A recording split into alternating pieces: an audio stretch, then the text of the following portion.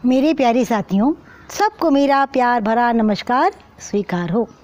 आज मैं आप लोग को एक बिल्कुल सच्ची कहानी लेकिन बहुत प्राचीन सुनाने जा रही हूँ। कहते एक बार महाराजा विक्रमादित्य को शिकार करने की इच्छा हुई, तो उन्होंने अपने कुछ सैनिकों को, मंत्रियों को साथ में लिया और निकल पड़े जंगल की ओर। अब जंगल काफ़ी घना था। कुछ देर भटकने के बाद उनको एक शिकार दिखाई पड़ा, उस पर उनकी नज़र पड़ी, तो शिकार का पीछा करते करते वो बहुत दूर निकल गए। अब महाराजा विक्रमादित्य जो थे, उनके सभी साथी पीछे छूट गए। तो उन्होंने अपनी साथियों की तलाश में सारा जंगल छान मारा, पर उनके हाथ में निराशा लगी, कहीं कोई मिला ही नहीं। उन्होंने देखा कुछ दूरी पर एक वृक्ष की छाया में एक वृद्ध, बेहद बूढ़ा व्यक्ति बैठा हुआ था। तो उनको थोड़ी आशा जगी, वो उसके पास गए। जब उसके पास गए तो पता चला, अरे ये वृद्ध तो नेत्रहीन है, इसकी तो आंखें नहीं, अंधा ही है। लेकिन कुछ सोचकर राजा बड़े निराश हुए। उसके बावजूद कुछ सोचकर उन्होंने उस वृद्ध से पूछा कि सूरसागर जी, क्या आप बता सकते हैं यहाँ से कोई राहगीर क्या अभी गुजरा है?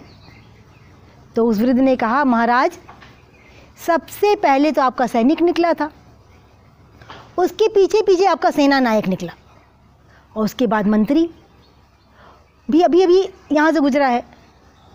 अब एक नेत्रहीन, अंधा, इतना बूढ़ा से ऐसा उत्तर पाकर राजा विक्रमादित्य को बड़ा आश्चर्य हुआ। वो हैरान रह गए कि भाई आंखों से ही अंधा है, इसको कैसे पता कि कौन सैनिक है, कौन नायक है, कौन मंत्री है?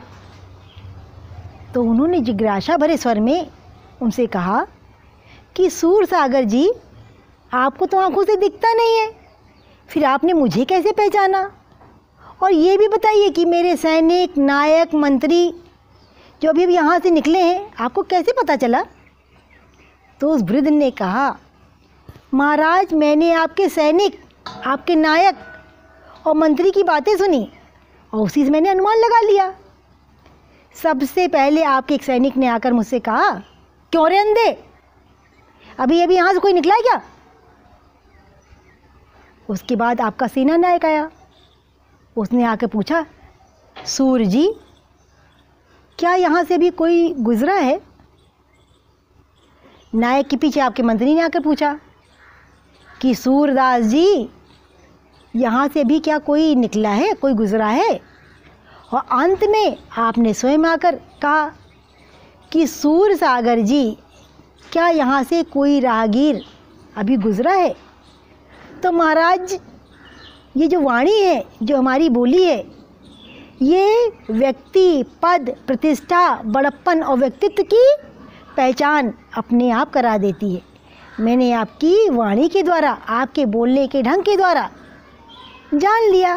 बस कहते ना कि बोली एक अमोल है, जो कोई बोले जान, हृदय तराजू तौल के तब मुख बाहर आन।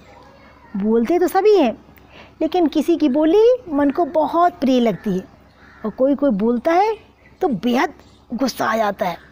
अब बताओ, क्या सैनिक का इस तरह पूछना, क्यों रे अंधे, क्या यहाँ से कोई गुजरा है, तूने किसी को देखा है? आप में से किसको किसको अच्छा लगा, हमें कमेंट बॉक्स में लिख के बताना। और जैसे महाराजा विक्रमादित्य ने उससे पूछा कि सूरसागर जी, क्या यहाँ से कोई अभी भी गुजरा है? दोनों में से किसकी बातचीत करने का ढंग आपको अच्छा लगा? कमेंट बॉक्स में लिख के बताइएगा। आप किसका तरीका अपनाना चाहेंगे, अवश्य लिखें। अच्छा प्यारे बच्चों, मेरे प्यारे साथियों, इसी के साथ मैं अपनी वाणी को विराम देती हूँ। हम लोग कल फिर मिलेंगे। सबको टाटा बाय बाय।